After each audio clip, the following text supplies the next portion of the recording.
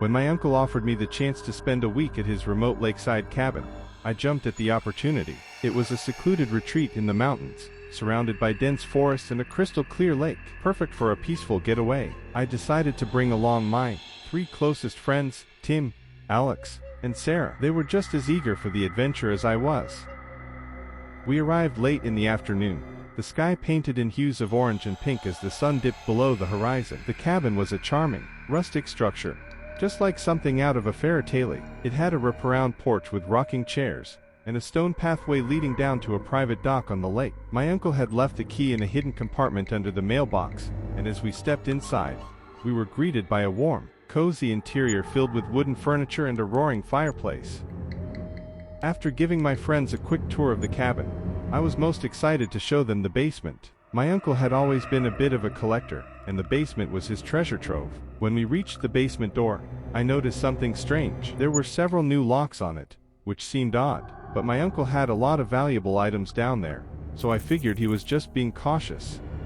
It took a while to find all the keys, but eventually, we unlocked the door and descended the stairs into the dimly lit room. The basement was filled with shelves of old books, vintage game consoles, and a variety of odd trinkets. There was even a pool table and a couple of pinball machines. But what caught our attention the most was a door in the far corner, partially obscured by a large, old desk. "What's that?" Tim asked, pointing at the door. "I don't know," I replied, curiosity piqued. "Let's check it out." We moved the desk aside and found that the door was locked. Took a bit of searching, but we eventually found the right key, among a bunch hanging from a hook near the stairs. The door creaked open, revealing a small, cluttered room filled with boxes and a few large, locked gun safes. The sight of the gun safe surprised me. My uncle wasn't a hunter, and I had never known him to own any firearms. "Why does he need gun safes?" Sarah wondered aloud. "Maybe they're for something else," I suggested, though I had no idea what that might be. "Let's just leave it. We shouldn't be snooping." Despite my words, the curiosity gnawed at me. My friends, however, were far more intrigued, and began speculating wildly about what could be inside the safes and boxes. Their theories ranged from secret treasures to something far more sinister. The next few days were filled with fun and relaxation. We swam in the lake, hiked through the woods, and enjoyed lazy afternoons on the porch. But every evening, the conversation would inevitably turn back to the mysterious room in the basement. My friends were relentless, and their curiosity was infectious. By the 4th night, I couldn't take it anymore. I agreed to open one of the boxes, just to satisfy their curiosity, and mine. Late that night, when the others were asleep, Tim and I crept down to the basement. The room seemed even more eerie in the dim light of our flashlights. I hesitated for a moment before opening one of the boxes. Inside, we found an assortment of old documents, some pipes, and a box of cigars. Nothing too unusual, but as I sifted through the papers, something caught my eye, a letter with my name on it. My heart raced as I read the letter. It was a detailed account of my life, my habits, my fears, and most disturbingly, a plan for my death. I found similar letters addressed to my parents, my little sister, and even my aunt and her children. Each letter described in chilling detail how and when we would all meet our end. My hands trembled as I realized that my uncle had meticulously planned each of our deaths. "What the hell is this?" Tim whispered, his face pale. "I don't know," I replied, my voice shaking, "but it's not good." We continued to dig through the box and found multiple, threatening letters addressed to my uncle. The letters demanded money and threatened horrific consequences if the payments weren't made by specific dates. Some of the letters were dated years ago, but there were more recent ones as well. As if that weren't enough, we found photographs of my cousin, Sarah, walking around her college campus, along with detailed descriptions of what would happen to her if the demands weren't met. The realization hit me like a ton of bricks. My uncle was involved in something dangerous, and our lives were in grave danger. I quickly put everything back in the box and locked the door, my mind reeling from the discovery. Tim and I returned to our rooms, but sleep was impossible. My mind raced with questions and fears. What had my uncle gotten himself into? And more importantly, what could I do to protect my family? The next morning, I tried to act normal, but my friends could tell something was wrong. I eventually told them what I had found, and they were just as shocked and terrified as I was. We decided to cut our trip short and head back home immediately. On the drive back, I couldn't shake the feeling that we were being watched. Every passing car, every shadow seemed like a potential threat. When we finally got home, I sat my parents down and told them everything. They were understandably shaken, but they reassured me that we would figure it out together. We contacted the police and handed over the letters and photographs. They took our concerns seriously and promised to investigate. My uncle was nowhere to be found, and we later learned that he had gone into hiding. Turned out that he had gotten involved with some dangerous people, and the threats against our family were very real. For weeks, we lived in fear, not knowing if or when the threats would be carried out. We installed security cameras and changed our routines, always looking over our shoulders. The police kept us informed as best they could, but the fear was always there, lurking in the back of our minds. Eventually, the threats ceased, and life slowly returned to some semblance of normalcy, but the experience left a lasting scar. My uncle was never found, and the mystery of what he had gotten involved in remained unsolved. The letters and photographs were a chilling reminder of how close we had come to danger, and the fear of the unknown haunted us for a long time. In the end, we learned to be more cautious and vigilant. The idyllic cabin that had once promised a peaceful retreat had become a symbol of a dark secret that threatened our lives. It was a stark reminder that even the most seemingly innocent places can hide sinister truths, and that sometimes, the biggest threats come from those we trust the most. What would you do if you found a stranger inside your rental? I had never been to the Pacific Northwest before, and the allure of dense forests and tranquil lakes drew me to book a secluded cabin through an online rental service. The cabin was in a small, picturesque town in Washington, just an hour's drive from Seattle. When I found the listing, the photos promised a serene escape from my hectic city life, a perfect retreat where I could unwind, read, and perhaps do some writing.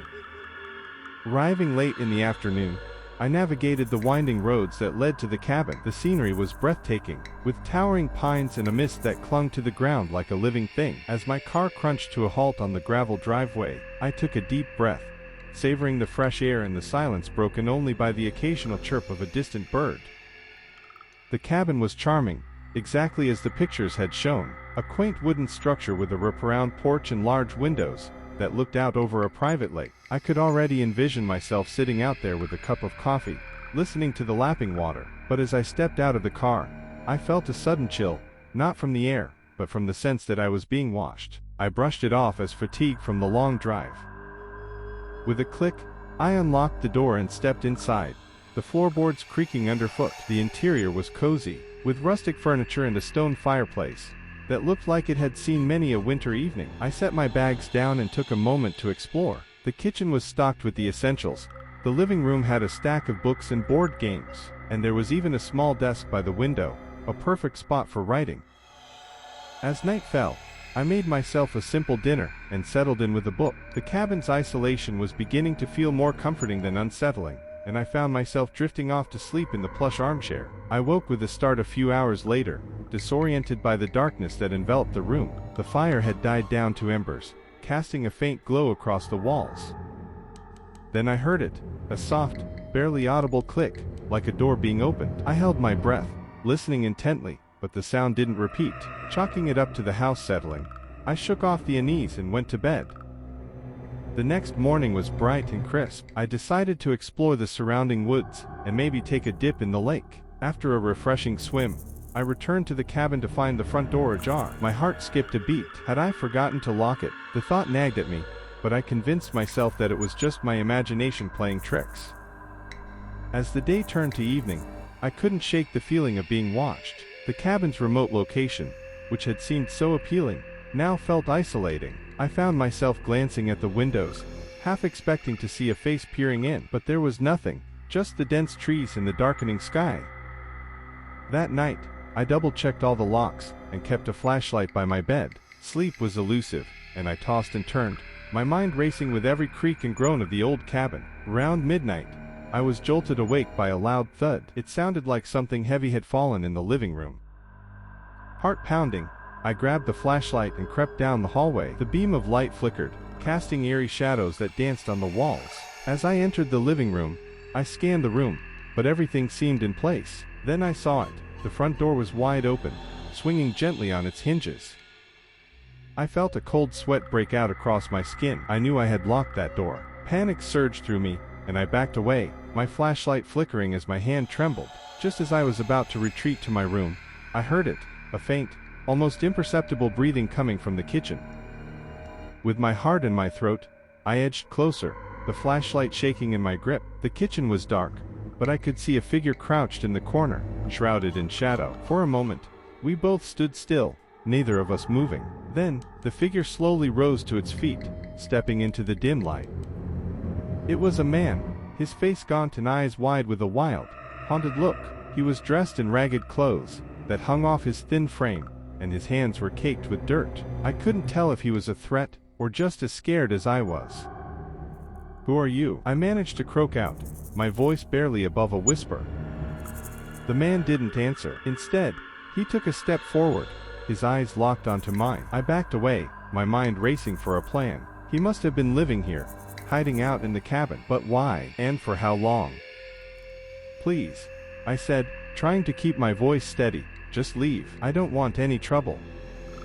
He stopped, his expression softening for a moment, as if my words had reached some part of him. But then, he turned abruptly and bolted for the door. I watched as he disappeared into the night, the darkness swallowing him up.